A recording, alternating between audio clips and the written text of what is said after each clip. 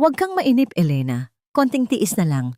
Pagkatapos ng kasal, at kapag nakuha na natin ang pirma niya sa lahat ng ari-arian, pwede na nating itapon ang tangang yan kahit saan. Baka nga sa mental hospital na ang bagsak niya dahil sa sobrang stress na ibibigay natin sa kanya.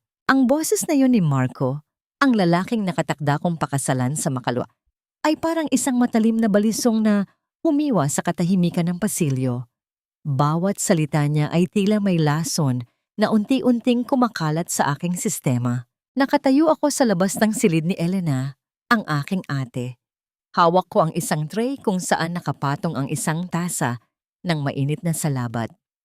Kakatapos ko lang itong ihanda, maingat na niliha ang luya at pinakuluan sa tamang apoy dahil sabi ni Elena ay masama ang kanyang pakiramdam. Buong pag-aalala akong umakyat, tinitiis ang pagod mula sa pag-aasikaso ng mga huling detalye ng aming kasal dahil ang tanging nasa isip ko ay ang kaginhawaan ng aking kaisa-isang kapatid.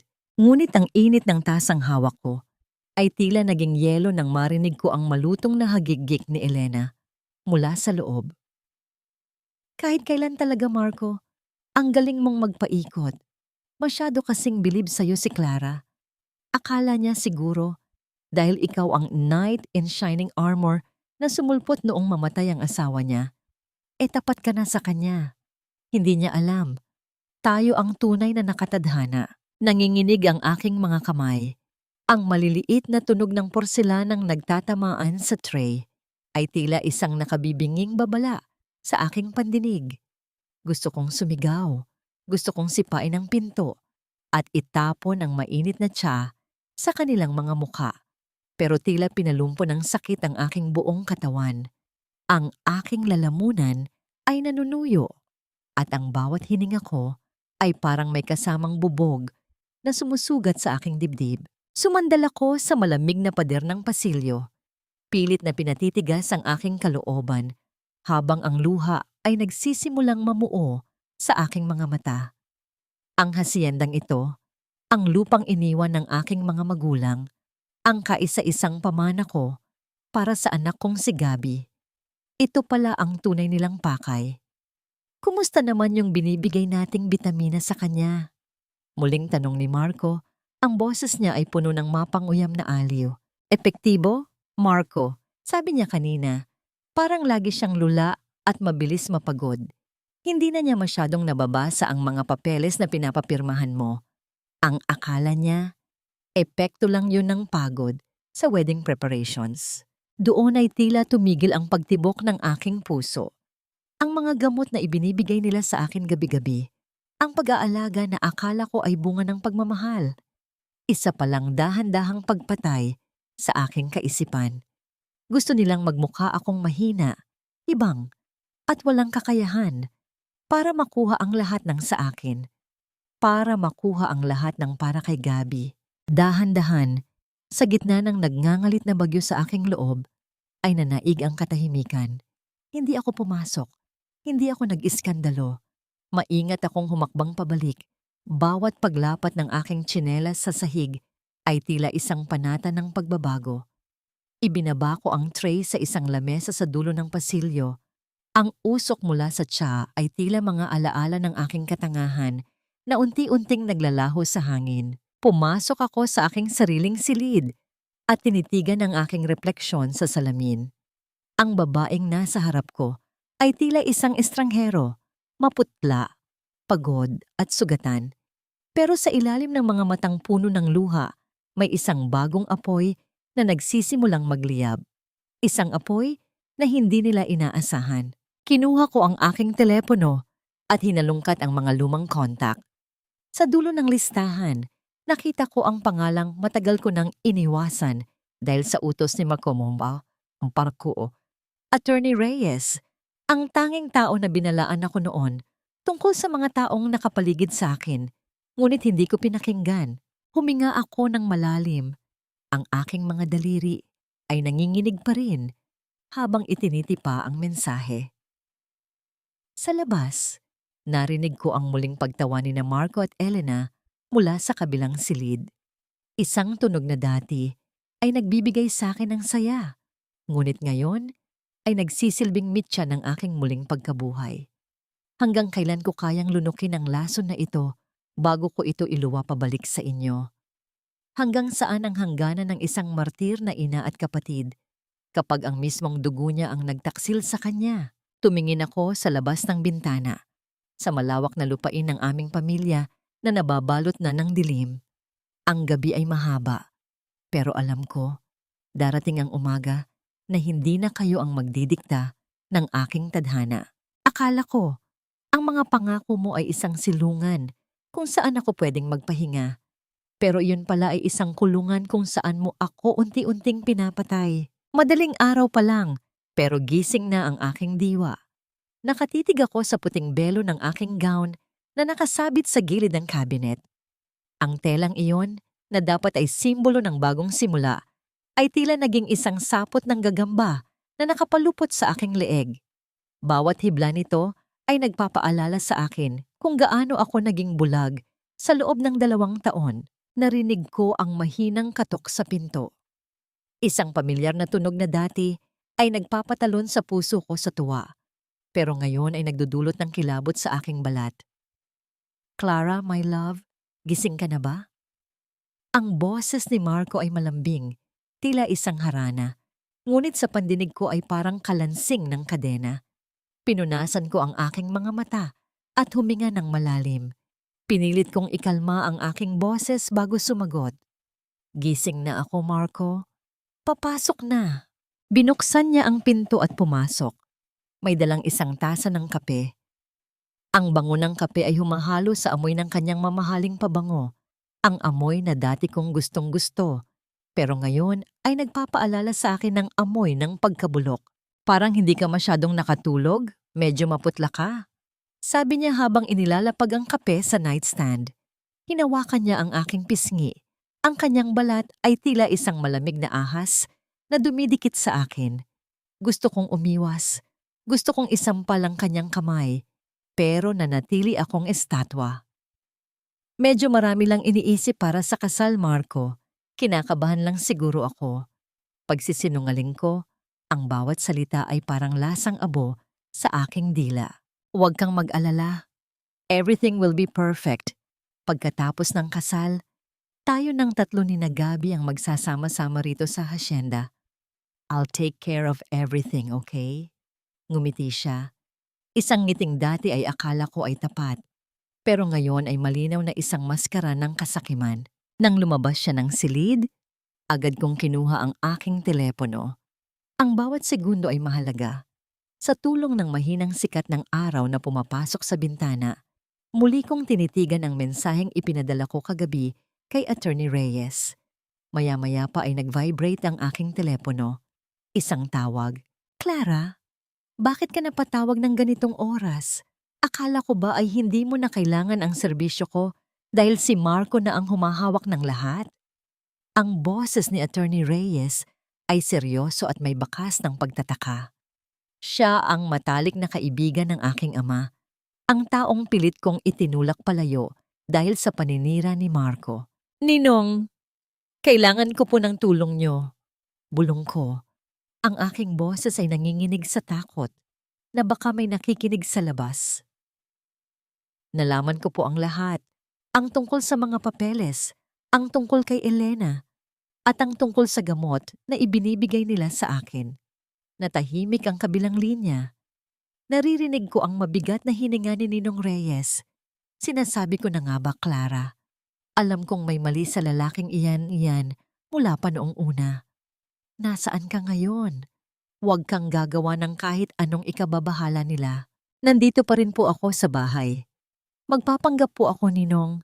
Gagawin ko ang lahat para protektahan ang pamana ni Papa at ang kinabukasan ni Gabi. Sabihin niyo po sa akin, ano ang dapat kong gawin? Makinig ka ng mabuti. Utos ni Ninong. Magpapadala ako ng isang dokumento sa email mo. Iyon ang totoong special power of attorney na dapat mong pirmahan kung sakaling pilitin ka nila. Pero sa harap nila, pirmahan mo ang ibibigay nila. Pero gumamit ka ng ibang pirma. Yung hindi mo karaniwang ginagamit. I'll prepare a counter strategy. At Clara, mag-ingat ka sa kinakain at iniinom mo. Pagkababa ng telepono, ay tila may kung anong bigat ang nabawas sa aking dibdib. Ngunit pinalitan ito ng matinding kaba. Kailangan kong maging mahusay na artista sa sarili kong bahay. Pagbaba ko sa hapagkainan, nandoon na si Elena. Nakaupo siya sa upuan na dati ay inuupuan ng aking ina. Suot ang isa sa aking mga paboritong silk robe. Mukhang masigla siya, malayo sa may sakit na narinig ko kagabi. Good morning, baby sister. How's your sleep? Mukhang kailangan mo ng dagdag na vitamins, lalong lumalalim ang eye bags mo. Mapanguyam niyang sabi habang humihigop ng juice. Ayos lang ako, ate. Salamat sa pag-aalala. Sagot ko habang nauupo sa tapat niya. Pinanood ko siyang kumuha ng tinapay. Ang bawat galaw niya ay tila isang pang-insulto sa aming pinagsamahan bilang magkapatid. Maya-maya ay pumasok si Marco sa dining room. May hawak na isang asul na folder. Inilapag niya ito sa tapat ko, sa tabi ng aking plato. Clara, my love, bago tayo mag-breakfast, pakipirmahan na pala itong huling form para sa transfer ng management ng hacienda. Sabi ng bangko, kailangan daw ito bago tayo makalipad para sa honeymoon natin, para tuloy-tuloy ang sweldo ng mga tauhan. Tinitigan ko ang folder. Ang asul na kulay nito ay tila isang malalim na bangin na gustong lumamon sa akin. Tumingin ako kay Elena na ngayon ay matamanding nakatingin sa akin, naghihintay. Ngayon na ba talaga, Marco? Pwede bang mamaya na pagkatapos nating kumain? Tanong ko. Pilit na pinapanatiling kalmado ang aking boses. Mas maganda kung ngayon na, para maipadala ko na sa opisina ni Attorney Santos para wala na tayong iisipin sa araw ng kasal, di ba? Ngumiti siya, pero ang kanyang mga mata ay malamig at nagmamasid. Dahan-dahan kong binuksan ang folder. Doon, sa puting papel, ay nakasulat ang mga salitang magtatanggal sa akin ng lahat ng karapatan sa aking sariling lupa. Ang aking kamay ay nanginginig habang kinukuha ang ballpen. Ramdam ko ang matinding pagtitig nilang dalawa sa akin. Parang mga taong naghihintay ng isang sagot na maaaring magbago sa takbo ng lahat. Mahigpit kong hinawakan ang mga dokumentong nasa harap ko habang pilit pinapakalma ang mabilis na tibok ng aking puso. Kailangan kong magmukhang kalmado. Kailangan kong itago ang takot, pagdududa, at galit na unti-unting nag-iipon sa aking dibdib. Paano ko haharapin ang sandaling ito nang hindi nila nababasa ang tunay kong iniisip? Paano ko mapoprotektahan ang sarili kong mga plano habang nagpapanggap na sumusunod sa kanilang kagustuhan? At higit sa lahat, kung sakaling mabunyag ang katotohanang pilit kong itinatago, ano ang magiging epekto nito sa akin at kay Gabi? Habang lumalalim ang katahimikan sa silid, lalo kong napagtanto na hindi lamang isang pirma ang nakataya sa gabing iyon. Ang nakasalalay ay ang aming kinabukasan, ang mga katotohanang pilit naming pinangangalagaan, at ang pagkakataong makalaya mula sa mga desisyong matagal nang ipinapataw ng iba sa aming buhay. Ang tiwala ay parang isang salamin. Kapag nabasag, ang bawat piraso nito ay nagiging matalim na sandata na susugat sa taong humahawak nito. Naramdaman ko ang lamig ng ballpen sa aking mga daliri.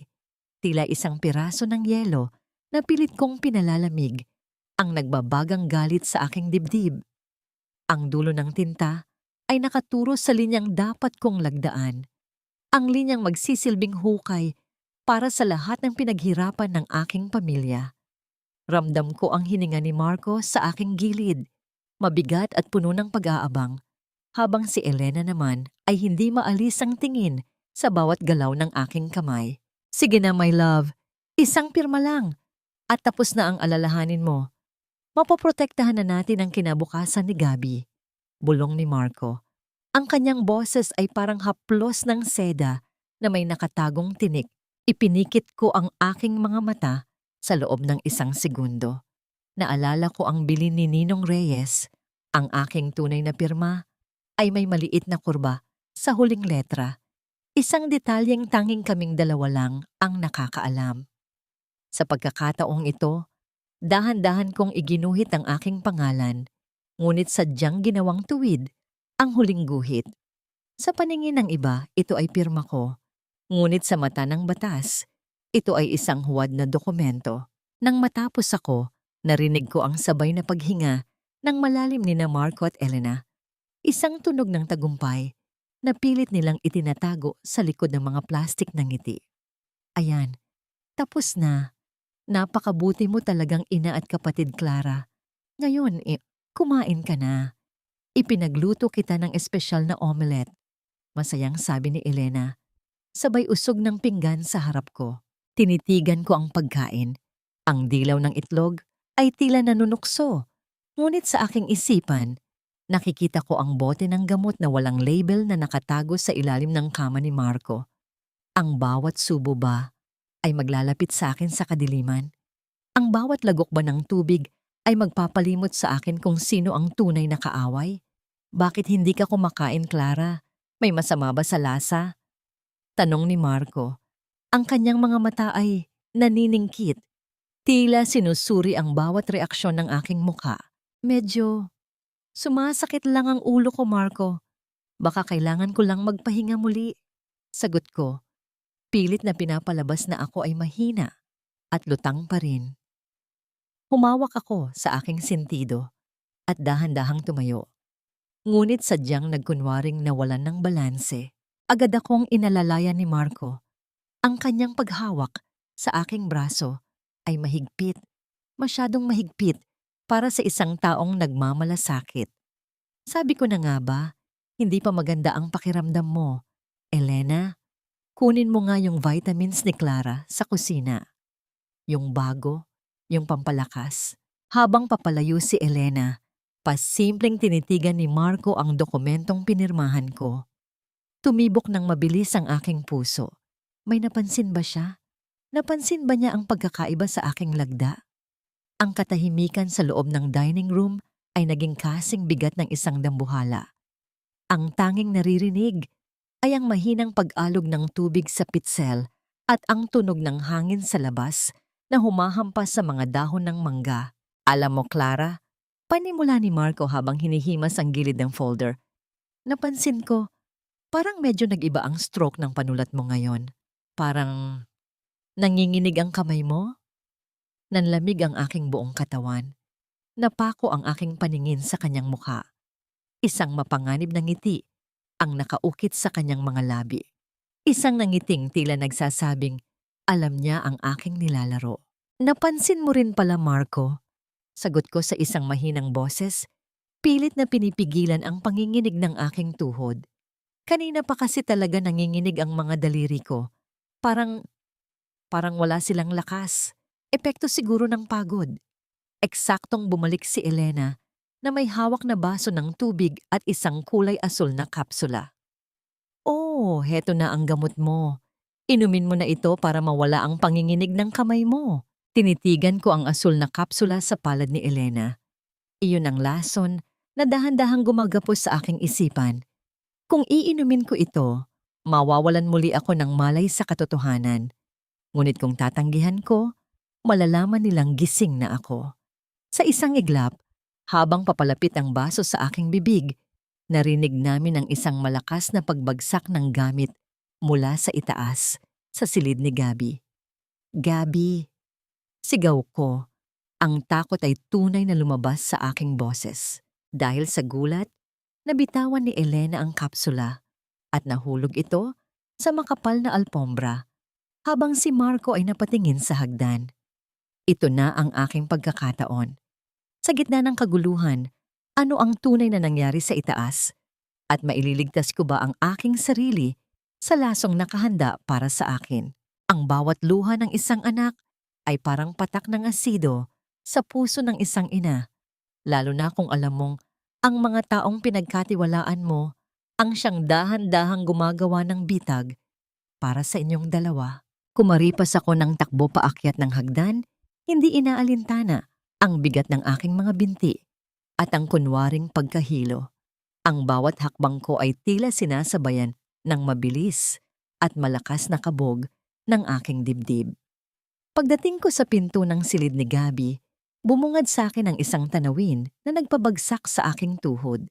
Ang malaking estante ng mga libro na gawa sa mabigat na narango ay nakatumba at ang mga babasaging dekorasyon ay nagkalat sa sahig na durog sa libo-libong piraso. Si Gabi ay nakaupo sa sulok, nakatago ang muka sa kanyang mga tuhod habang nanginginig ang kanyang maliit na balikat. Agad ko siyang nilapitan at naramdaman ko ang lamig ng kanyang balat nang yakapin ko siya ng mahigpit.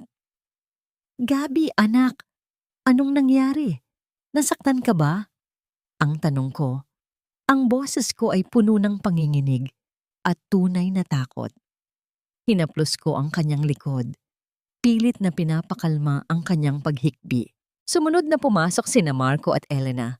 Sa halip na pag-aalala, ang nakita ko sa mukha ni Elena ay matinding inis. Ano ba namang batang ito? Napakalikot.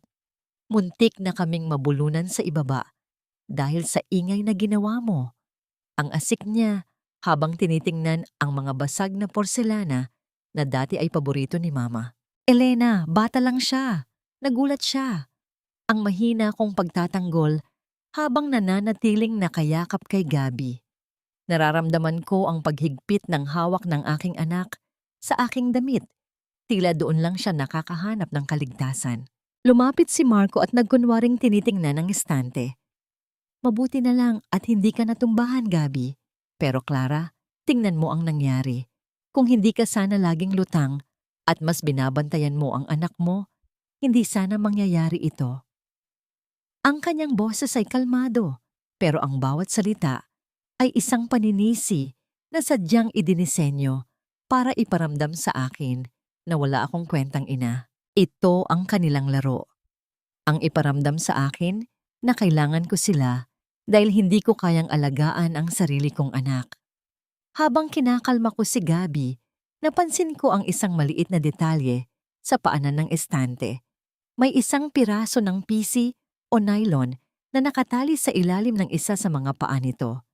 Isang sinadyang patibong, isang paraan para lumikha ng ingay at gambalain ako.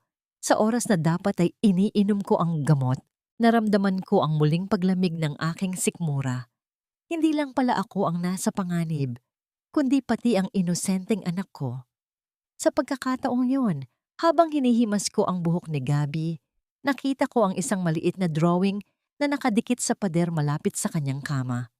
Drawing yon naming dalawa, may mga bulaklak at araw, pero sa sulok ay may isang itim na anino na may mga pulang mata.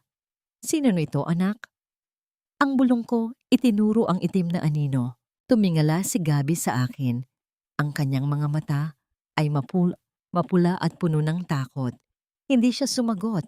Sa halip ay tumingin siya kay Marco na nakatayo sa likuran ko.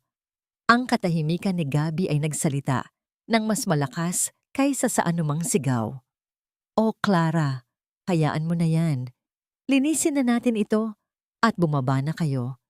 Kailangan mo pang inumin yung naiwan mong gamot sa ibaba. Ang sabi ni Elena, na tila hindi makapaghintay na maibalik ako sa ilalim ng kanyang kontrol. Tumingin ako kay Elena. Pagkatapos ay kay Marco. Ang kanilang mga muka ay tila mga maskara ng pagmamalasakit na dahan-dahang natutuklap. Alam kong hindi na ako pwedeng magtagal sa bahay na ito nang walang ginagawa. Kailangan kong kumilos ng mas mabilis kaysa sa kanilang mga plano. Sige ate, susunod kami. Patutuluyin ko lang si Gabi sa pagtulog. Ang sagot ko, pilit na pinatitigas ang aking boses. Nang lumabas sila ng silid, agad kong hinila ang PC na nakita ko sa ilalim ng estante at itinago ito sa aking bulsa. Isang ebidensya.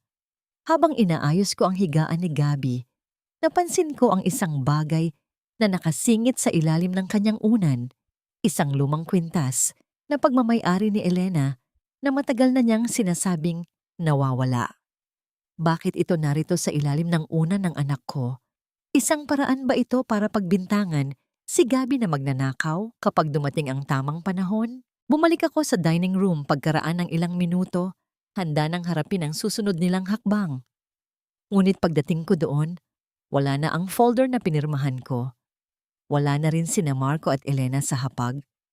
Ang tanging naririnig ko ay ang mahinang pag-uusap nila sa loob ng library. Ang kanilang mga boses ay pabulong at puno ng tensyon. Dahan-dahan akong lumapit sa pinto ng library. Ang aking puso ay tila gustong tumalon sa aking lalamunan. Idinikit ko ang aking tainga sa kahoy na pinto at narinig ko ang boses ni Marco na ngayon ay hindi na malambing kundi puno ng bagsik. Siguraduhin mong hindi makakalabas ng hasyenda ang abogadong iyon. At yung telepono ni Clara, kailangan nating mahanap kung kanino siya nakikipag-usap kagabi. May pakiramdam akong hindi na siya ang dating Clara na kilala natin. Nanigas ako sa aking kinatatayuan. Alam nila, o kahit paano, nagdududa na sila. Sa gitna ng aking pagkataranta, naramdaman ko ang pag-vibrate ng aking telepono sa aking bulsa. Isang mensahe mula kay Attorney Reyes. Clara, huwag kang lalabas. May mga tao silang nakabantay sa bawat kanto ng kalsada nyo. May nalaman ako tungkol kay Marco na mas malala pa sa inaasahan natin. Ano ang nalaman ni Ninong Reyes at paano ako makakatakas sa isang bahay na ngayon ay nagsisilbi ng isang magarang bilangguan, lalo na't alam kong bawat kilos ko ay binabantayan na ng mga mata ng mga taong itinuring kong pamilya.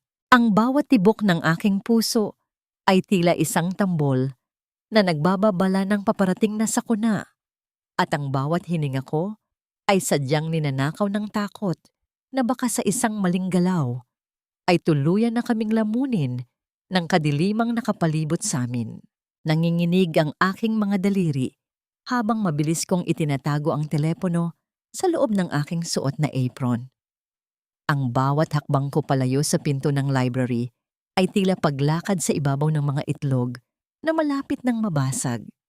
Hindi ako dapat magpakita ng kahit anong emosyon. Kailangan kong maging yelo, malamig, matigas, at hindi matitinag. Dumiretso ako sa kusina kung saan natagpuan ko si Nanay Rosa na tahimik na naguhugas ng mga plato. Ang tunog ng agos ng tubig mula sa gripo ay ang tanging nagbabasag sa nakabibinging katahimikan ng bahay. Nang maramdaman niya ang aking presensya, huminto siya sa kanyang ginagawa at tumingin sa akin. Ang kanyang mga mata, na puno ng karanasan at pait, ay tila nakababasa ng aking kaluluwa. Clara, anak, bulong niya. Ang kanyang boses ay halos hindi marinig. Ang mga mata ng pusa ay laging nakabantay sa bawat galaw ng daga. Huwag kang padalos-dalos. Lumapit ako sa kanya at hinawakan ang kanyang basang mga kamay. Nanay Rosa, alam niyo po ba? Alam niyo po ba ang ginagawa nila sa akin? Hindi siya sumagot ng diretso. Sa halip ay mas hinigpitan niya ang hawak sa aking kamay. Noong namatay ang iyong ama, may mga lihim siyang iniwan na hindi ko pwedeng sabihin basta-basta. Pero tandaan mo ito, ang lupang kinatatayuan mo ay basang-basa na ng pawis at dugo ng iyong pamilya. Huwag mong hahayaan na ang mga buwaya ang maghari rito. Ang namuon sa aming dalawa, isang tahimik na kasunduan ng katapatan sa gitna ng kataksilan. Kinuha ni Nanay Rosa ang isang maliit na rosaryo mula sa kanyang bulsa at inilagay ito sa aking palad. Ito ang magsisilbing kalasag mo. At ito rin, sabay abot niya ng isang maliit na susi na may kalawang na. Ito ang magbubukas sa katotohanang matagal nang itinago sa bodega sa ilalim ng hagdan. Bago pa ako makapagtanong, narinig namin ang tunog ng mabibigat na hakbang ni Elena na papasok sa kusina. Agad kong itinago ang susi at ang rosaryo. Clara! Kanina pa kita hinahanap. Bakit nandito ka sa kusina at nakikipag-usap sa katulong? Ang asik ni Elena, ang kanyang boses ay puno ng puot. Ang dumi-dumi ng itsura mo. Nakalimutan mo na bang darating ang mga bisita mamaya para sa pre-wedding dinner? Pasensya na ate, tinutulungan ko lang si Nanay Rosa. Ang mahinahon kong sagot, Pilit na hindi tinitingnan ng kanyang mapanuring mga mata. Wala kang dapat tulungan kundi ang sarili mo. Tingnan mo nga ang sarili mo sa salamin. Mukha kang bangkay na naglalakad. Hinawakan niya ang aking panga at iniharap ako sa kanya.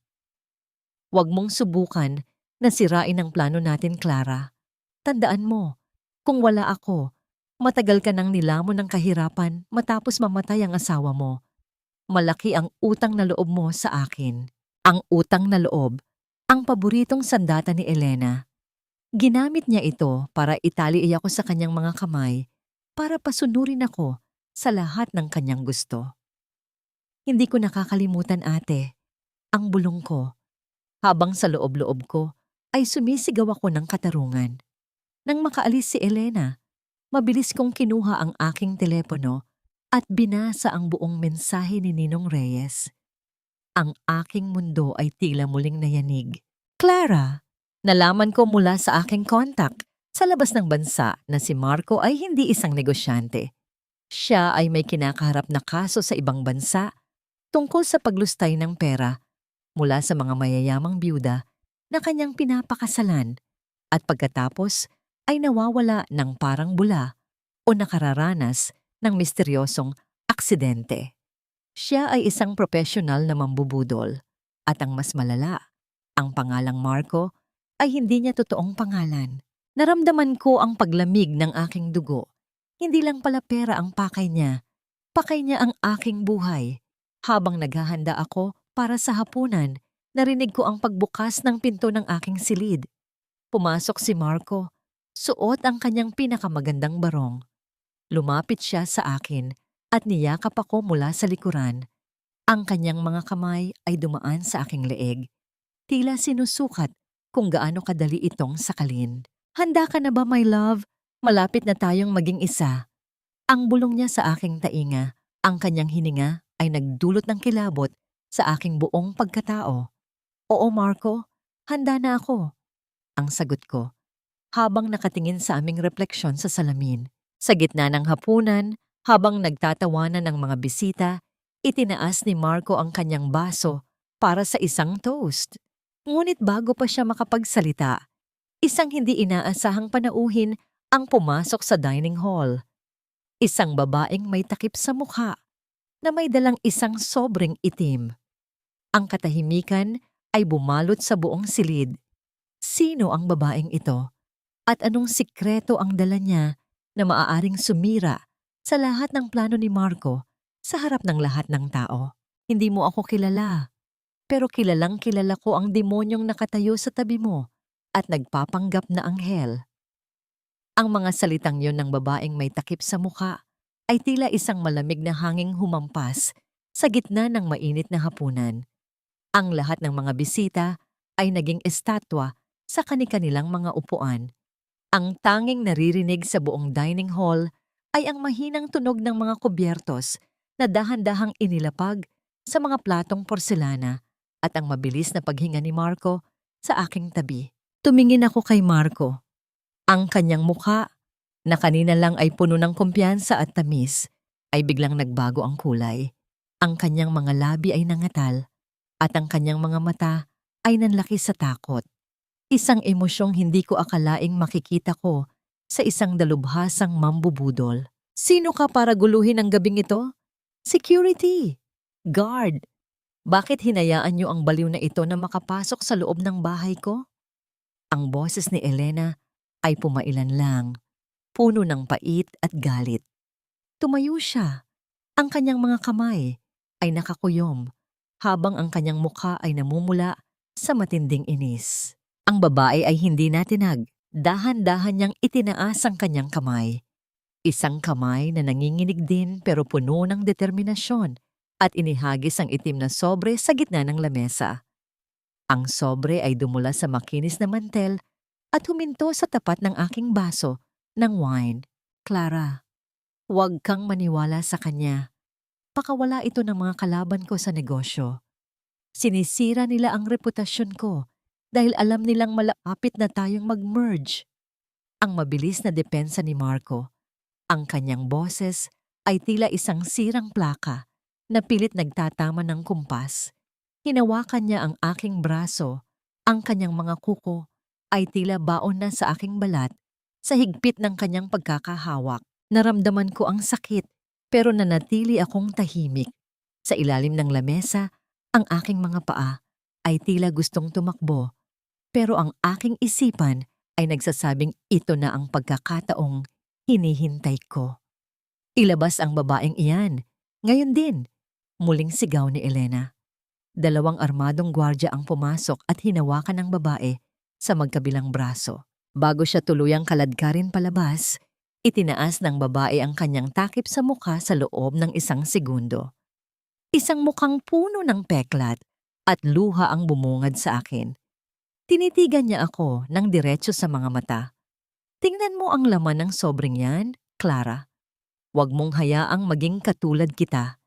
Isang bangkay na naglalakad pagkatapos niyang makuha ang lahat. Ang huling sigaw ng babae bago ang malakas na tunog ng pagsara ng pinto ay muling bumalot sa silid. Ang hapunan ay nagpatuloy sa ilalim ng isang nakabibinging tensyon. Pilit na ibinalik ni Elena ang normal na daloy ng gabi. Nagpapatawa at nag-aalok ng mas maraming pagkain. Pero ang lahat ng mata ay nakatuon sa itim na sobre na nananatiling nakalagay sa tapat ko. Clara, ibigay mo na sa akin yan. Ako na ang magtatapon. Basura lang yan. Ang utos ni Marco. Pilit na inaabot ang sobre. Huwag na, Marco. Ako na. Nakaka-curious din kasi. Baka fan mail mo lang pala. Ang sagot ko. Pilit na ginagawang biro ang aking tono para hindi nila mahalata ang panginginig ng aking boses. Mabilis kong kinuha ang sobre at inilagay ito sa ilalim ng aking napkin. Pagkatapos ng hapunan, nang makaalis na ang mga bisita at abala na sina Marco at Elena sa pagtatalo sa loob ng library tungkol sa seguridad, mabilis akong pumasok sa banyo at ikinandado ang pinto. Ang bawat hininga ko ay tila kapos at ang pawis ay gumugulong na sa aking noo. Dahan-dahan kong binuksan ang itim na sobre. Ang laman nito ay hindi lamang mga sulat. May mga litrato roon. Mga litrato ni Marco kasama ang iba't ibang babae sa harap ng iba't ibang simbahan. Sa bawat litrato, ang mga babaeng yon ay nakasuot din ng puting belo, katulad ng sa akin. Pero sa likod ng bawat litrato, may nakasulat na petsa at isang krus na itim sa tabi ng pangalan ng bawat babae. At sa pinakailalim ng mga litrato, may isang piraso ng lumang papel na may tatak ng isang ospital. Binasa ko ang nakasulat, Certification of Death. Ang pangalan ng pasyente ay hindi ko kilala, pero ang nakalagay na sanhi ng kamatayan ay overdose of unidentified medication. Napahawak ako sa aking bibig para pigilan ang pagsigaw. Ang laso na ibinibigay nila sa akin. Iyon din ang pumatay sa mga babaeng ito. Narinig ko ang mahinang kalos ng mga hakbang sa labas ng pinto ng banyo. Pagkatapos ay ang mahinang pagpihit ng doorknob. Clara, my love, bakit ang tagal mo dyan? Buksan mo ang pinto. May nakalimutan akong sabihin sa'yo tungkol sa plano natin bukas. Ang boses ni Marco ay muling naging malambing. Pero sa pagkakataong ito, naramdaman ko ang tunay na amoy ng kamatayan sa likod ng pintong yon. Nanginginig kong itinago ang mga litrato sa loob ng aking damit. Paano ako lalabas ng banyong ito nang hindi niya nahahalata na hawak ko na ang ebidensya ng kanyang pagiging mamamatay tao? At sino ang babaeng iyon? Siya ba ang kaisa-isang biktima na nakaligtas mula sa mga kamay ni Marco? Ang bawat pagtama ng kanyang mga buko-buko sa kahoy ng pinto ay tila isang hatol ng kamatayan na umaalingaw-ngaw sa loob ng maliit na banyong ito. Nanginginig ang aking buong katawan habang mabilis kong itinatago ang mga litrato at ang katibayan ng kamatayan sa loob ng aking suot na corset, ramdam ang lamig ng papel na dumidikit sa aking balat. Ang itim na sobre ay mabilis kong pinunit sa maliliit na piraso at isa-isang ihinulog sa inidoro. Pinapanood ang bawat hibla nito na lamunin ng tubig hanggang sa mawala ang huling bakas ng katotohanan. Clara, my love, Is everything okay in there? Kanina ka pa hindi sumasagot. Muling narinig ko ang boses ni Marco. May kakaibang tono sa kanyang pananalita. Hindi na ito ang malambing na Marco, kundi isang lalaking nagdududa, isang mangangaso na nakararamdam na ang kanyang biktima ay nagtatangkang kumawala sa bitag. Huminga ako ng malalim, pilit na pinapakalma ang aking nagwawalang puso. Sandali lang, Marco. Sumama lang ang pakiramdam ko. Lalabas na ako. Nang buksan ko ang pinto, bumungad sa akin ang kanyang mukha. Nakasandal siya sa hamba ng pinto. Ang kanyang mga mata ay naniningkit habang sinusuri ang bawat anggulo ng aking mukha. Ang amoy ng kanyang pabango ay tila naging isang masangsang na paalala ng lahat ng mga babaeng nalinlang niya bago ako. Bakit parang namumutla ka? At bakit mo kailangang ilak ang pinto? Tanong niya habang dahan-dahang lumalapit sa akin. Hinawakan niya ang aking buhok, inilalagay ang isang hibla nito sa likod ng aking tainga. Ang kanyang haplos ay nagdulot ng matinding pandidiri sa aking kalooban. Akala ko ay may pumasok na kung sino. Natakot ako sa babaeng yun kanina, Marco. Sino ba talaga siya? Ang tanong ko, pilit na pinapatingkad ang aking pagiging lutang at inosente. Wala yun, Clara. Sabi ko naman sa'yo, isa lang yung baliw na binayaran ng mga kakumpetensya ko. Huwag mo na siyang isipin, sagot niya. Pero ang kanyang mga mata ay pasimpleng tinitingnan ang paligid ng banyo. Naghahanap ng anumang naiwan kong ebidensya. Eksaktong pumasok si Elena sa silid, bitbit ang isang baso ng gatas. Oh, heto na ang gatas mo, Clara. Inumin mo na ito para makatulog ka na. Mahaba ang araw natin bukas para sa final fitting ng gown mo. Tumingin ako sa gatas. Sa loob ng maputing likidong yon, alam kong nakatago ang lason na dahan-dahang uubos sa aking buhay. Napahigpit ang hawak ko sa maliit na rosaryong ibinigay ni Nanay Rosa na nasa loob ng aking bulsa. Iyon ang nagbigay sa akin ng lakas na hindi sumigaw. Salamat, ate. Pero baka pwedeng mamaya na? Masyadong busog pa ako mula sa dinner. Ang mahinahon kong pagtanggi. Nagkatinginan sina Marco at Elena. Isang tinging puno ng lihim na komunikasyon. Lumapit si Elena sa akin at hinawakan ang aking kamay. Ang kanyang mga kuko ay tila baon na sa aking balat. Clara, huwag matigas ang ulo. Alam mong para sa ikabubuti mo ito. Ayaw naman nating maging histerika ka na naman sa harharap ng mga tao bukas, di ba? Ang salitang histerika, isang paraan ng gaslighting para ipamukha sa akin na ang aking mga hinala ay guni-guni lamang. Sige na, my love, just drink it para makapagpahinga ka na. Pag-uulit ni Marco, ang kanyang boses ay naging isang utos na nakabalot sa malambot na pelus. Kinuha ko ang baso. Ang bawat patak ng pawis sa aking noo ay tila sumasabay sa mabigat na katahimikan ng silid. Alam kong hindi nila ako titigilan hanggat hindi ko ito naiinom. Ngunit sa sandaling itataas ko na ang baso sa aking mga labi, narinig namin ang isang malakas na tunog ng pagkabasag mula sa ibaba. Mula sa direksyon ng bodega, sa ilalim ng hagdan. Ano yon? Ang gulat na tanong ni Elena. Ang kanyang mukha ay biglang nagbago ang anyo mula sa pagkukunwaring nag-aalala tungo sa tunay na pangamba. Tila tumigil ang mundo sa loob ng ilang segundo. Ang susing ibinigay sa akin ni Nanay Rosa ay biglang uminit sa loob ng aking bulsa. May tao ba sa ibaba? O ito ba ang paraan ng tadhana para iligtas ako sa pagkakataong ito? Bago pa makakilos si Marco, isang mahinang kalos ng mga hakbang ang narinig naming papalapit sa aming silid. Ang pinto ay dahan-dahang bumukas at ang aninong nakita namin sa pader ay hindi amin. Ang bawat anino sa dingding ay tila mga daliri ng nakaraan na pilit akong hinahatak pababa sa isang hukay na puno ng kasinungalingan. Ang pinto ng silid ay dahan-dahang bumukas lumilikha ng isang mahabang guhit ng liwanag mula sa pasilyo. Ang aninong nakita namin sa pader ay huminto. At sa isang sandali, tila tumigil ang pag-ikot ng mundo. Ang baso ng gatas sa aking kamay ay nanginginig. Ang puting likido ay tila nagbabantang umapaw, gaya ng aking kaba. Nanay Rosa! Ang boses ni Elena ay puno ng inis at pagkabigla. Pumasok si Nanay Rosa sa silid. Ang kanyang mga kamay ay nakahawak sa kanyang dibdib at ang kanyang mukha ay maputla. Ang kanyang duster ay may mga bakas ng alikabok at ang kanyang mga mata ay tila nakakita ng isang multo. Pasensya na po, Ma'am Elena.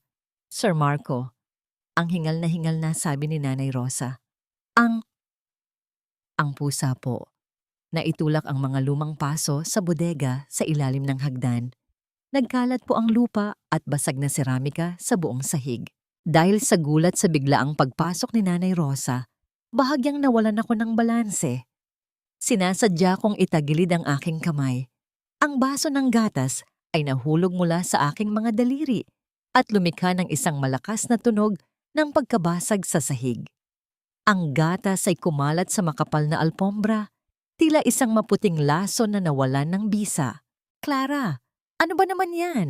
Napaka-clumsy mo talaga. Ang asik ni Elena, ang kanyang muka ay namimilog sa galit. Sayang ang gatas. At tingnan mo, nadumihan ng carpet. Pasensya na, ate. Nagulat lang ako sa sigaw ni Nanay Rosa. Ang mahina kong sagot, pilit na itinatago ang aking hininga ng ginhawa. Sa loob-loob ko, nagpapasalamat ako kay Nanay Rosa. Alam kong sinadya niya iyon. Isang munting himala sa gitna ng kapahamakan. Tumingin si Marcos sa akin. Pagkatapos ay isa natapong gatas at sa huli ay kay Nanay Rosa. Ang kanyang mga mata ay tila mga kutsilyong sumusuri kung may sabwatan bang nangyayari. Lumapit siya kay Nanay Rosa, ang kanyang tindig ay mapang-api. Bodega? Bakit bukas ang bodega sa ganitong oras, Rosa? Di ba't laging nakakandado yon? Ang tanong ni Marco. Ang boses niya ay mababa at puno ng panganib. Sir, kinuha ko lang po yung walis na naiwan ko kanina. Nakalimutan ko pong ilak uli. Ang nauutal na sagot ni Nanay Rosa habang dahan-dahang yumuyuko para magmano. Isang tradisyonal na pagpapakita ng paggalang na tila ginagamit niyang panangga sa galit ni Marco. Linisin mo yan ngayon din at siguraduhin mong nakakandado na ang bodegang yan pagkatapos. Ang huling utos ni Marco bago siya bumaling muli sa akin. Hinawakan niya ang aking baba. Pilit na iniharap ang aking mukha sa kanya. Sayang ang gatas, my love. Pero sige, magpahinga ka na lang. Bukas, sisiguraduhin nating wala nang abala sa pag-inom mo ng vitamins. Nang lumabas sina Marco at Elena sa silid, naiwan kami ni Nanay Rosa. Habang pinupunasan niya ang natapong gatas, lumapit ako sa kanya at tumulong sa pagpulot ng mga basag na bubog. Sa isang mabilis na pagkakataon, habang magkalapit ang aming mga kamay, may ibinulong siya sa akin. Ang bodega, Clara. Ang bodega ay bukas na. Ang katotohanan tungkol sa iyong ama at sa asawa ni Elena ay nandoon. Bilisan mo bago bumalik ang demonyo. Napatigil ako. Ang asawa ni Elena, ang akala ko, ay namatay siya sa isang aksidente sa ibang bansa. Bakit may katotohanang nakatago sa aming sariling bodega? Nanginginig ang aking buong pagkatao habang dahan-dahan akong lumalabas ng silid nang masiguradong wala ng tao sa pasilyo. Ang bawat tibok ng aking puso ay tila isang babala. Gamit ang maliit at kinakalawang na susing ibinigay ni Nanay Rosa kanina, tinungo ko ang madilim na bahagi ng bahay sa ilalim ng hagdan. Ang amoy ng alikabok at lumang papel ay sumalubong sa akin. Sa loob, sa ilalim ng mga lumang kahon, may isang maliit na cabinet na nakatago. Pagkabukas ko nito gamit ang susi, bumungad sa akin ang isang tumpok ng mga sulat at isang lumang tape recorder. Ngunit bago ko pa mahawakan ng recorder, narinig ko ang mahinang tunog ng pagpihit ng doorknob sa likuran ko. Ang bodega ay hindi na ako ang nag-iisa sa loob nito. Ang malamig na dulo ng isang metal ay naramdaman ko sa aking likuran. Masyado kang mausisa, Clara. Sabi ko sa'yo, ang mga mausisa ay maagang natatapos ang kwento. Ang boses na yon, hindi yon kay Marco, hindi rin yon kay Elena. Sino ang taong ito na nagbabantay sa mga lihim ng aming pamilya sa gitna ng kadiliman? Isang maling galaw, Clara, at hindi lang ikaw ang mawawala. Isipin mo ang anak mong si Gabby. Gusto mo pa ba siyang makitang lumaki? Ang mga salitang yon ni Mang Cardo, ang head of security na halos 10 taon nang naninilbihan sa aming pamilya, ay tila mga pako na bumaon sa aking kaisipan. Ang lamig ng dulo ng baril na nakadiin sa aking likuran ay gumapang patungo sa aking gulugod, tila isang babala ng kamatayan na hindi ko na matatakasan. Nakatayo ako sa gitna ng madilim at maalikabok na bodega. Ang tanging tanglaw ay ang maliit na sinag ng buwan na pilit na dumadaan sa maliit na siwang ng bintana sa itaas. Hawak-hawak ko pa rin ang lumang tape recorder, ang tanging ebidensyang makakapagpaliwanag sa misteryong bumabalot sa pagkamatay ng aking ama. Sa bawat segundo ng katahimikan, tanging ang mabilis na pagtibok ng aking puso ang naririnig ko, isang tunog na tila nagbibilang ng natitirang sandali ng aking buhay. Mang Cardo, bakit? Ang nanghihina kong bulong, ang aking lalamunan ay tila punong-puno ng tuyong lupa at ang bawat salita ay isang paghihirap. Kasamahan ka ni Papa. Pinagkatiwalaan ka niya. Bakit mo ito ginagawa sa amin? Ang katapatan, Clara, ay may presyo. At mas malaki ang ibinayad sa akin ni Marco kaysa sa nakuha ko sa ama mo. Ang sagot ni Mang Cardo. Ang kanyang boses ay walang bakas ng pagsisisi, kaysa ay puno ng tuyot na katotohanan. Ibigay mo sa akin ang recorder na yan, at baka pag-isipan ko pang hayaan kang mabuhay hanggang sa kasal nyo. Naramdaman ko ang pag-init ng aking mga mata, hindi dahil sa takot, kundi dahil sa matinding pagkadismaya at galit. Ang mga taong akala ko ay pamilya, ang mga taong akala ko ay tapat, lahat sila ay may nakatagong pangil. Dahan-dahan, Clara, huwag kang lilingon. Ang babala niya nang maramdaman niyang gumalaw ako. Sa gitna ng aking pagkataranta, ang aking kamay ay dahan-dahang humawak sa gilid ng aking damit, kung saan nakatago ang mga litratong nakuha ko kanina sa banyo. Nararamdaman ko ang talim ng bawat kanto ng papel, tila nagpapaalala sa akin na hindi ako dapat sumuko. Hindi ngayon, hindi kailanman. Ang dumaan sa aking isipan, ang alaala ni Papa noong bata pa ako, habang tinuturuan niya akong magtanim ng mga punla sa bukid. Sabi niya, Clara, ang mga ugat na malalim ang siyang hindi natitibag ng kahit anong bagyo.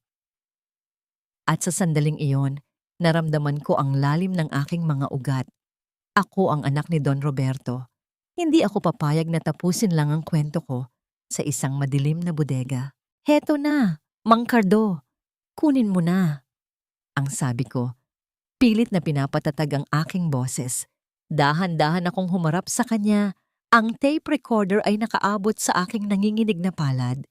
Ngunit bago pa niya mahawakan ang recorder, isang mahinang kaluskos ang narinig namin mula sa itaas ng bodega, sa tapat mismo ng pinto. Ang pinto ay biglang bumukas ng malakas at bumungad ang liwanag mula sa isang flashlight. Mang Cardo, anong ginagawa mo rito? Ang boses ni Marco ay umalingaw-ngaw, puno ng pagdududa at awtoridad. Mabilis na ibinaba ni Mang Cardo ang kanyang baril at itinago ito sa likuran niya. Ang kanyang mukha ay biglang nagbago tungo sa isang masunuring tauhan. Sir Marco, nahuli ko po si Ma'am Clara na pumasok dito sa bodega. Akala ko po ay kung sinong magnanakaw. Lumapit si Marco. Ang kanyang mga hakbang ay mabigat at bawat isa ay tila isang hatol. Tumingin siya sa akin pagkatapos ay sa tape recorder na hawak ko. Isang mapanganib na ngiti ang dahan-dahang gumuhit sa kanyang mga labi. Clara, my love, ano ang ginagawa mo sa gitna ng madilim na bodega na may hawak na lumang recorder? Ang tanong niya.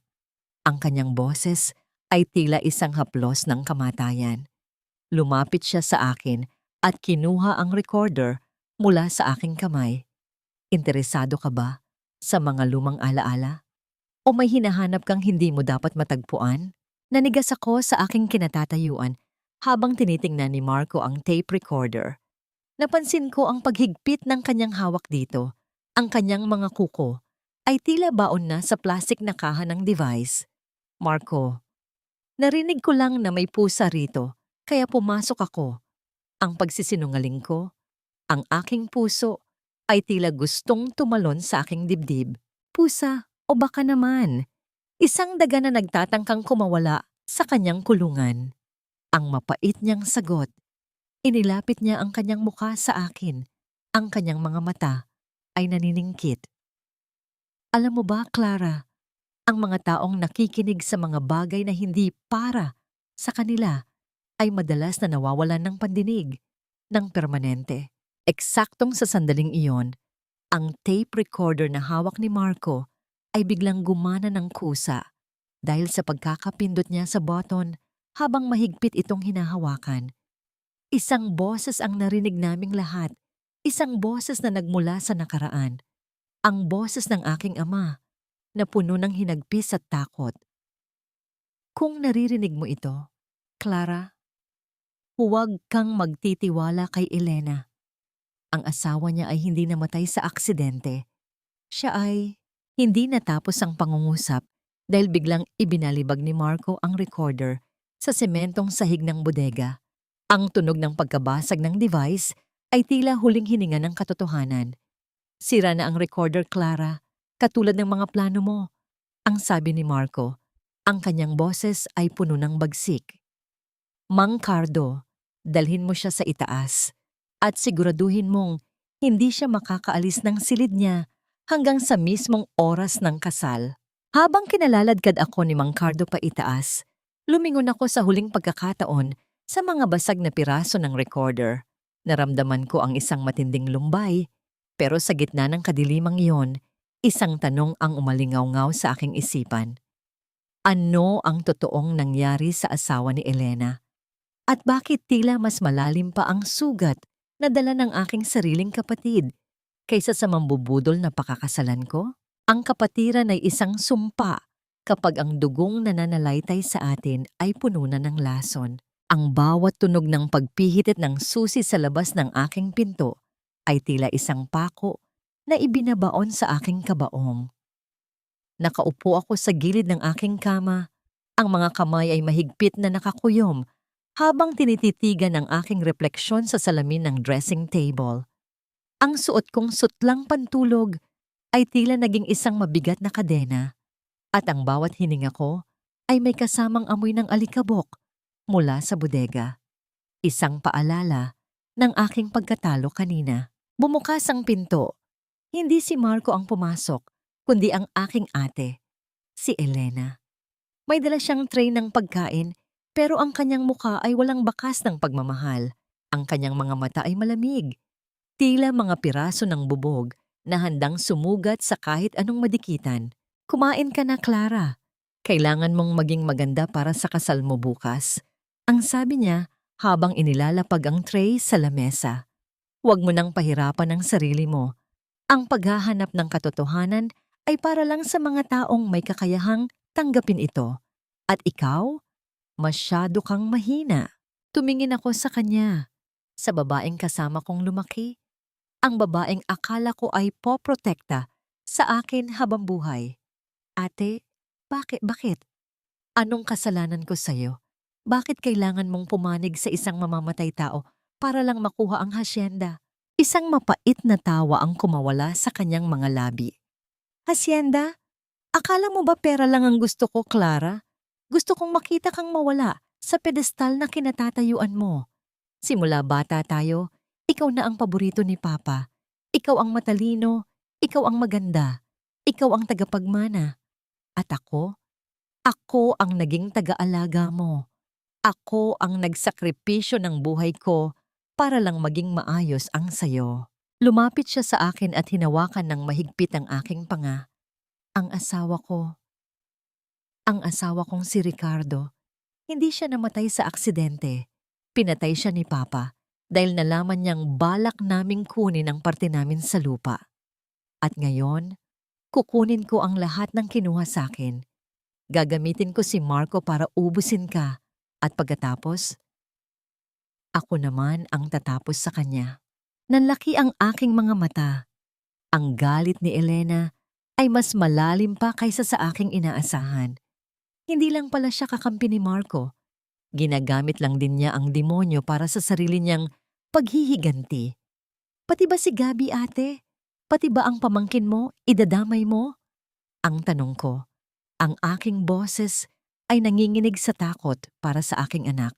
Si Gabi ay magiging maayos. Basta't sumunod ka, ang malamig niyang sagot. Pero kung magtatangka ka pang tumakas, sisiguraduhin kong hindi mo na siya muling mahahawakan. Ang dumaan sa gitna ng aming pagtatalo. Dahan-dahang inayos ni Elena ang aking buhok, tila isang mapagmahal na kapatid. Pero ang bawat haplos niya ay nagbibigay ng kilabot. Magpahinga ka na, Clara. Bukas ang simula ng iyong katapusan. Nang lumabas siya at muling ikandado ang pinto, naramdaman ko ang talim ng mga litratong nakatago pa rin sa aking damit. Kinuha ko ang mga ito at muling tinitigan. Sa ilalim ng madilim na silid, napansin ko ang isang bagay na hindi ko nakita kanina. Sa isa sa mga litrato ni Marco kasama ang isang biktima, may isang lalaking nakatayo sa background. Dahan-dahan kong inilapit ang litrato sa aking mga mata. Ang lalaking yun, suot niya ang uniforme ng security ng aming pamilya. Hindi lang pala si Mang Cardo ang kasabwat. Ang buong sistema ng seguridad sa loob ng aming bahay ay hawak na ni Marco. Ngunit may isang bagay silang nakalimutan. Kinabahan ako nang marinig ang mahinang scratching sound mula sa ilalim ng aking kama. Dahan-dahan akong sumilip at nakita ko ang isang maliit na kamay na lumabas mula sa ilalim ng dust ruffle. Mama! Ang mahinang bulong ni Gabi. Ang aking puso ay tila tumalon sa tuwa at kaba. Paano siya nakapasok dito? Paano siya nakatakas sa mga bantay? Gabi, anak, anong ginagawa mo rito? Ang pabulong kong tanong habang hinihila siya palabas. May ipapakita po ako sa inyo, Mama. Nakita ko po ito sa gamit ni Tito Marco. Ang sabi niya habang iniaabot ang isang maliit na susi na may kalakip na itim na ribbon. Sabi po ni Nanay Rosa, ibigay ko raw po ito sa inyo kapag wala nang nakakakita. Tinitigan ko ang susi. Hindi ito susi ng pinto o ng cabinet. Ito ay susi ng isang vault. Isang vault na alam kong nasa loob ng library ni Papa, sa likod ng malaking painting. Sa gitna ng aming pag-uusap, narinig namin ang tunog ng mabibigat na hakbang na papalapit sa pinto. Hindi lang isa, kundi 2 tao ang naglalakad ng mabilis. Pagkatapos ay ang tunog ng pagpihit ng doorknob. Ngunit sa pagkakataong ito, tila mas marahas ang pagkakaalog nito. Clara, buksan mo itong pinto. Alam naming nandyan ang bata. Ang sigaw ni Marco mula sa labas. Nayakap ko si Gabi ng mahigpit. Wala na kaming matatatakbuhan. Ngunit sa sandaling iyon, napansin ko ang isang bagay sa bintana ng aking silid. Isang mahabang pisi ng tela na nakalaylay mula sa itaas, tila isang hagdan na gawa sa mga kumot. Sino ang naglagay niyon? At may sapat ba kaming lakas ni Gabi para tumalon patungo sa kadiliman bago masira ni na Marco ang pinto? Buksan mo ang pinto, Clara. Huwag mong hintayin na sirain ko ito at masaktan kayong dalawa. Alam kong yan ang bata. Ang bawat kalabog sa pintuan ay tila isang kidlat na tumatama sa aking kaisipan. Naramdaman ko ang panginginig ng maliit na katawan ni Gabi habang nakakapit siya sa aking baywang. Ang kanyang mga mata ay puno ng luha, ngunit tikom ang kanyang bibig. Isang katahimikang mas masakit pakinggan kaysa sa anumang hagulhol. Tumingin ako sa bintana. Ang mahabang pisi ng mga pinagdugtong-dugtong na kumot at kurtina ay dahan-dahang gumagalaw dahil sa ihip ng hangin. Alam ko, hindi ito gawa ng kung sinong estranghero. Iyon ang mga lumang kurtina sa silid ni Nanay Rosa. Siya ang nag-iisang anghel na nagtaya ng buhay para sa aming kaligtasan. Gabi, anak, makinig ka kay mama. Bulong ko. Pilit na pinatitigas ang aking boses habang hinahaplos ang kanyang malamig na pisngi. Kailangan nating bumaba. Huwag kang titingin sa ibaba. Tumingin ka lang sa akin. Kaya natin ito, okay? Tumango si Gabi. Ang kanyang maliliit na daliri ay mahigpit na humawak sa pisi. Ang namuo sa pagitan naming dalawa, ang pagpapalitan ng isang tingin na puno ng pangako at pag-asa sa gitna ng panganib. Una kong pinababa si Gabi, dahan-dahan, habang ang bawat segundong lumilipas ay tila isang taon. Ang tunog ng pagkakasira ng kahoy ng pinto sa likuran ko ay nagpapabilis sa aking pagkilos. Nang maramdaman kong nakatapak na si Gabi sa damuhan, mabilis akong sumunod. Ang gaspang ng tela sa aking mga palad ay nagdulot ng hapdi.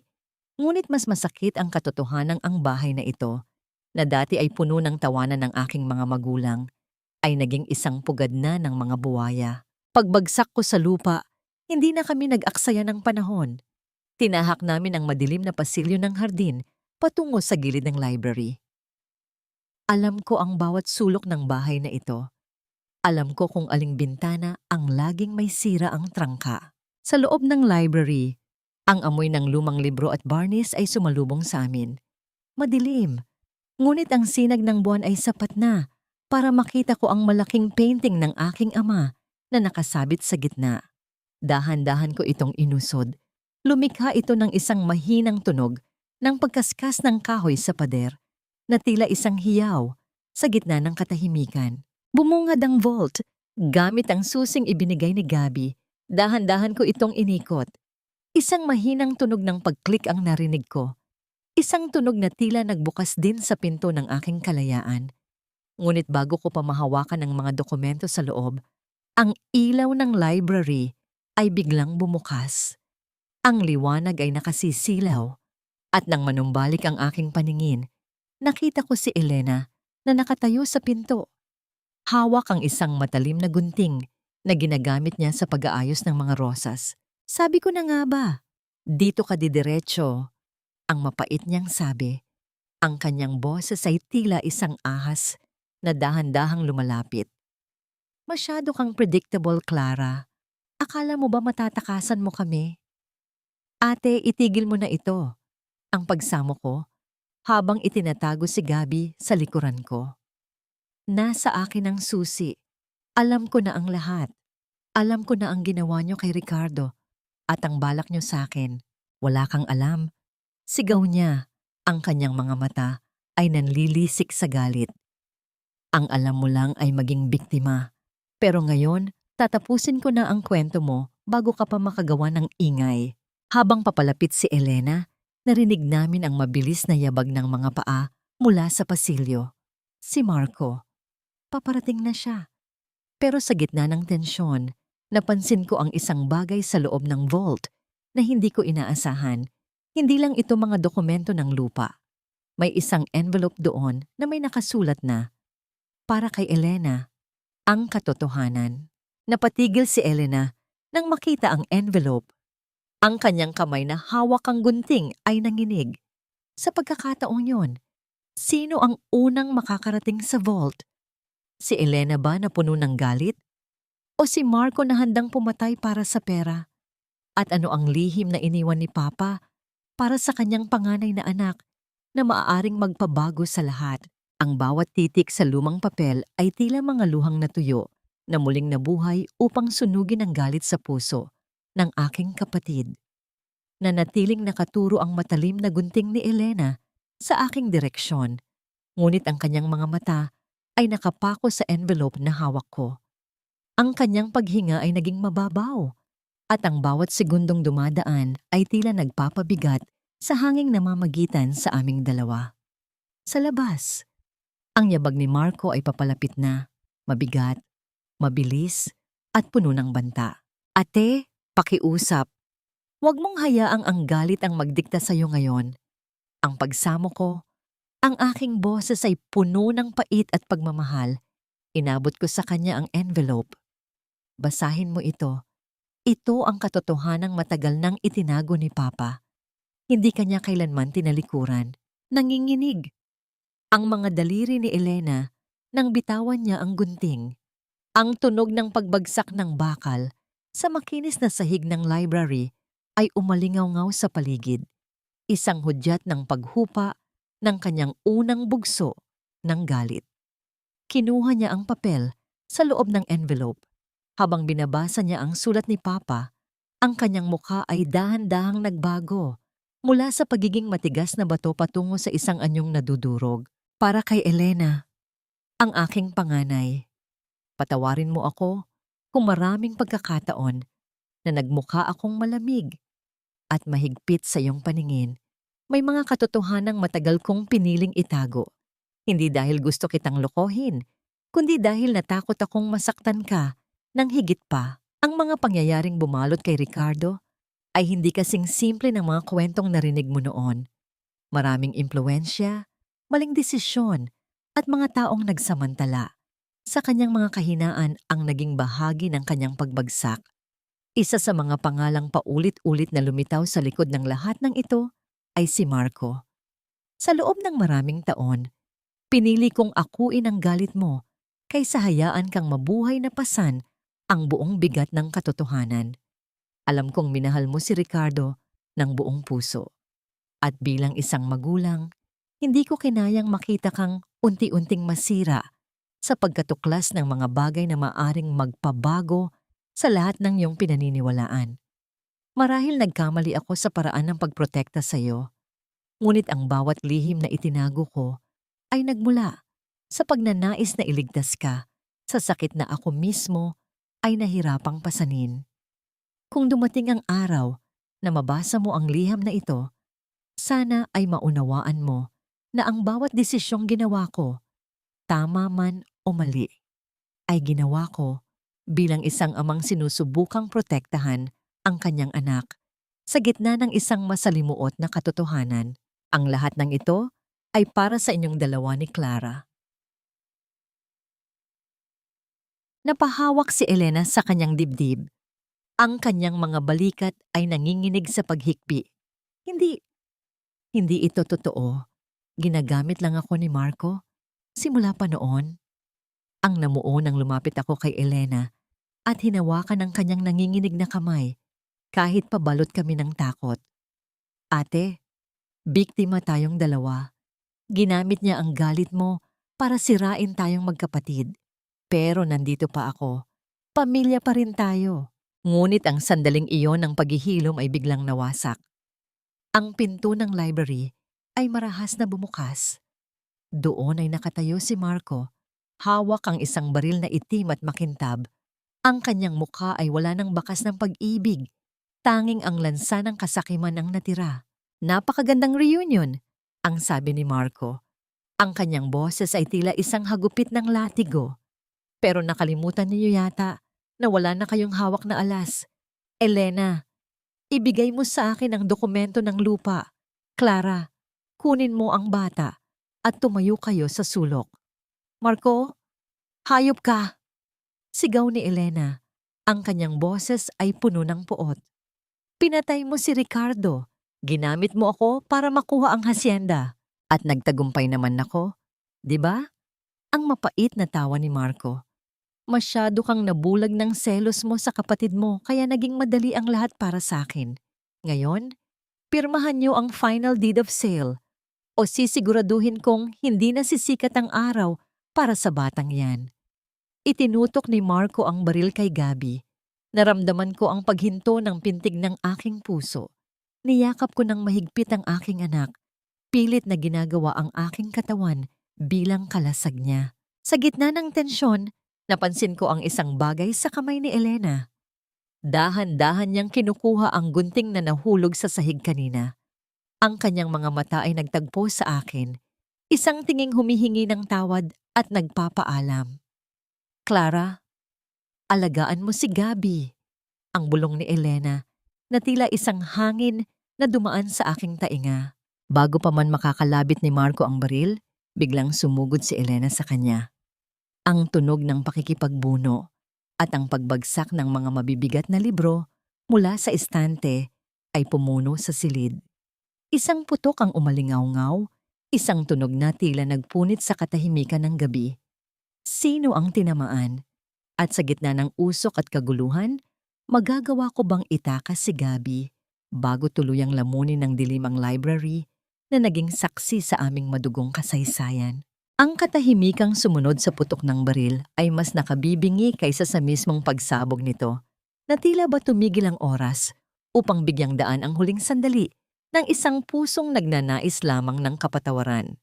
Ang usok mula sa dulo ng baril ni Marco ay dahan-dahang humalo sa malamig na hangin ng library, dala ang masangsang na amoy ng pulbura. Nakita ko ang dahan-dahang pagbagsak ni Elena. Ang puting bestida niya ay mabilis na nabahiran ng kulay rosas, na tila isang rosas na biglang nalanta sa gitna ng bagyo. Ngunit sa kabila ng sakit, hindi niya binitiwan ang binti ni Marco.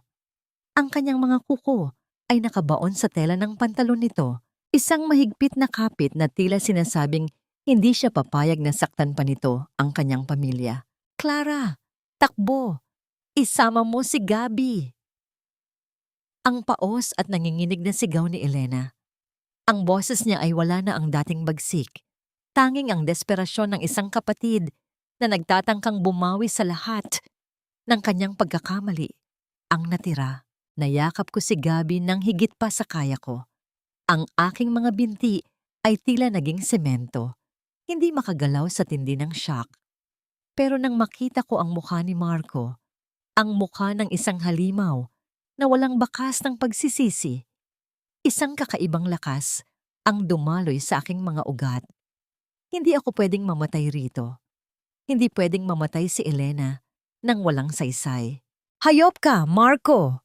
Ang tanging naisigaw ko habang mabilis kong kinuha ang matalim na gunting na binitiwan ni Elena kanina. Hindi para pumatay, kundi para magkaroon ng kahit munting depensa. "Bitiwan mo ako, Elena. Papatayin ko kayong lahat." Ang bulyaw ni Marco. Sinipa niya ng malakas ang aking kapatid. Isang marahas na pagkilos na nagdulot ng mahinang ungol ng sakit mula kay Elena. Sa pagkakataong yon, dahan-dahang binitawan ni Elena ang kanyang kapit at ang kanyang katawan ay tuluyang lumapat sa malamig na sahig. Ngunit bago pa muling maitutok ni Marco ang baril sa amin ni Gabi, isang pamilyar na tunog ang narinig namin mula sa labas ng mansion. Ang malakas na tunog ng mga sirena ng pulis at ang liwanag ng mga asul at pulang ilaw na tumatagos sa mga bintana ng library. "Marco, ibaba mo ang baril. Napapalibutan na kayo."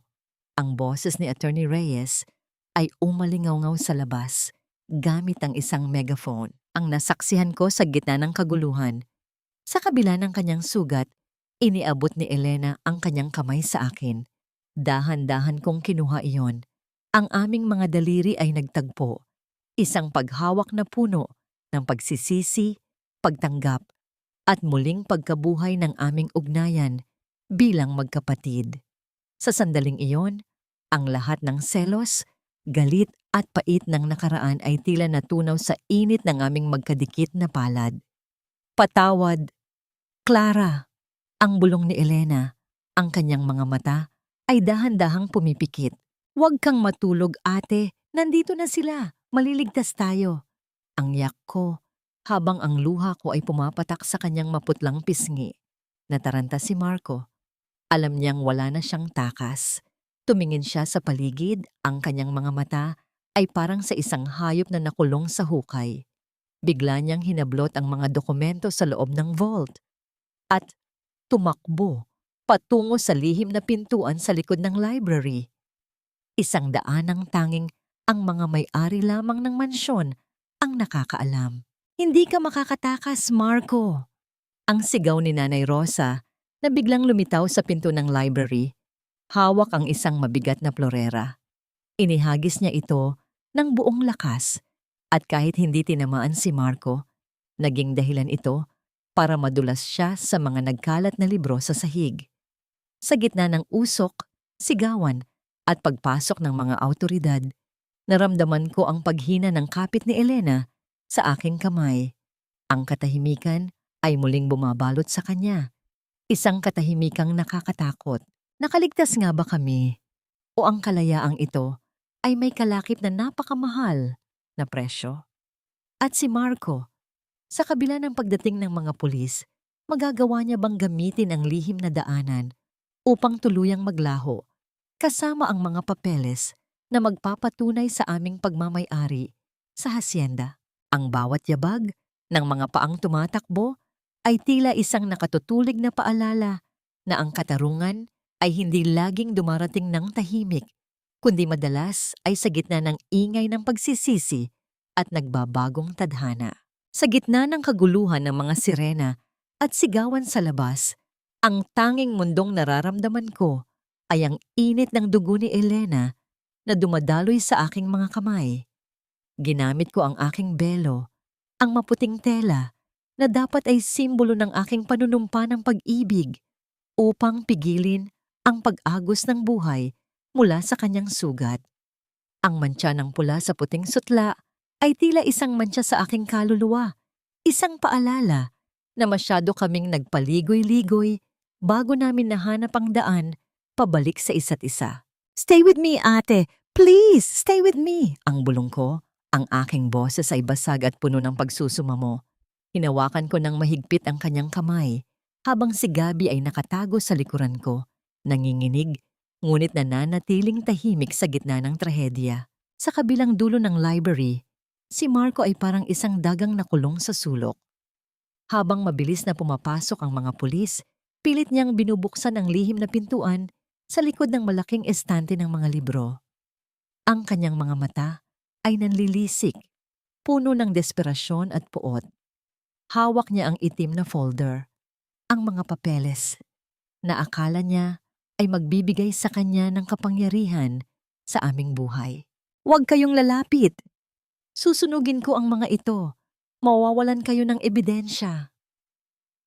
Ang bulyaw ni Marco, ang kanyang boses ay tila isang sirang plaka na pilit kumakapit sa huling hibla ng kanyang pagiging kontrolado. Inilabas niya ang isang lighter mula sa kanyang bulsa. Ang maliit na apoy nito ay sumasayaw sa gitna ng madilim na library, tila nanunukso sa aming lahat. Pumasok si Attorney Reyes kasama ang ilang mga armadong opisyal. Ang liwanag ng kanilang mga flashlight ay tumama sa mukha ni Marco. Inilalantad ang bawat guhit ng kasamaan at takot sa kanyang mukha. "Itigil mo na yan, Marco, o kung sino ka man talaga. Alam na namin ang tunay mong pagkatao." Ang mahinahong sabi ni Attorney Reyes, ngunit ang kanyang boses ay may awtoridad na hindi matatanggihan. "Wala nang saysay ang mga papeles na yan. Ang pirma ni Clara sa dokumentong hawak mo ay hindi ang kanyang tunay na lagda. It was a fake, Marco. You were played by the person you thought was lutang." Isang sandali ng nakabibinging katahimikan ang bumalot sa silid. Nakita ko ang pagbabago sa mukha ni Marco, mula sa pagiging mapangapi patungo sa isang anyong puno ng matinding pagkabigla at kahihiyan. Tumingin siya sa akin. Ang kanyang mga mata ay tila gustong sumabog sa galit. Sa loob ng 2 taon, akala niya ay hawak niya ako sa kanyang mga palad. Pero sa huli, siya pala ang nahulog sa sarili niyang bitag. Ang namuo ng biglang dahan-dahang imulat ni Elena ang kanyang mga mata. Tumingin siya kay Marco, hindi na may takot o pag-ibig, kundi may matinding pang-uuyam.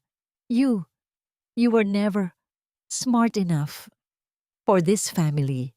Ang hirap ngunit malinaw niyang sabi bago siya muling mapapikit dahil sa sakit. Dahil sa matinding galit at pagkapahiya, biglang tumawa ng malakas si Marco, isang tawang puno ng kabaliwan.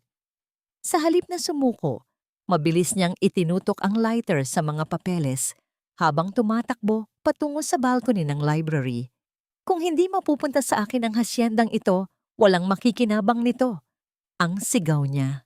Ngunit sa kanyang pagmamadali, hindi niya napansin ang mga basag na piraso ng plorerang inihagis ni Nanay Rosa kanina.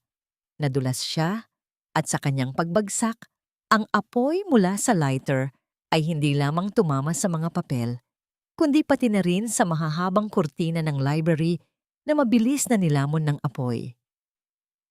Ang apoy ay mabilis na kumalat, lumilikha ng isang pader ng init sa pagitan namin at ni Marco. Ang usok ay nagsimulang bumalot sa buong silid, nagpapahirap sa aming paghinga. Clara, ilabas mo na si Elena at ang bata. Kami na ang bahala rito. Ang sigaw ng isang pulis habang sinusubukan nilang apulahin ang apoy. Binuhat ng mga rescuers si Elena at habang hinihila ko si Gabby palabas, lumingon ako sa huling pagkakataon. Nakita ko si Marco na pilit na kinukuha ang mga papeles na nagliliyab na sa sahig. Tila mas mahalaga pa ang mga ito kaysa sa kanyang sariling buhay. Sa gitna ng makapal na usok, nakita ko ang kisame ng library na nagsisimulang bumigay. Mama, Tito Marco. Ang sigaw ni Gabby, ang kanyang maliit na kamay ay nakaturo sa nagbabagang kisame sa itaas ng kinaroroonan ni Marco. Tuluyan na bang lalamunin ng apoy ang lahat ng ebidensya at ang taong sumira sa aming pamilya? At si Elena, sa gitna ng kanyang kritikal na kondisyon, kakayanin pa ba ng kanyang katawan na umabot sa ospital pagkatapos ng lahat ng dugong nawala sa kanya? Ang mansyon na naging saksi sa aming pagdurusa ay dahan-dahan nang nagiging abo, kasabay ng aming mga masakit na alaala.